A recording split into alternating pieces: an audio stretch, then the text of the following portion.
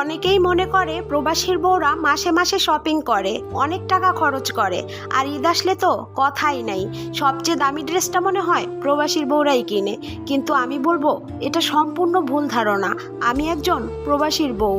মাসে মাসে শপিং করা তো দূরের কথা, ঈদ আসলে একটা ড্রেসের টাকা দিয়ে 4-5টা গজ কাপড় কিনে চলে আসি, যেন অনেক দিন পরতে পারি। অনেকেই ভাবে প্রবাসীরা লক্ষ টাকা ইনকাম করে আর বউকে হিসাব ছাড়া টাকা দিয়ে দেয়। আমি তো প্রতিটি টাকা হিসাব করে খরচ করি। আজ পর্যন্ত 5,000 টাকা দিয়ে একটা শাড়িও কিনিনি, 3,000 টাকা দামের একটা 3 পিস কেনার সাহস করিনি।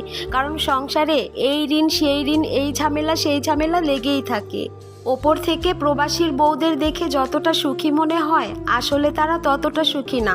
প্রবাসী বউদের জায়গায় তোমরা এসে দেখো তারা কতটা কষ্ট করে, তিল তিল করে টাকা জমানোর চেষ্টা করে স্বামীটা দেশে ফিরবে বলে।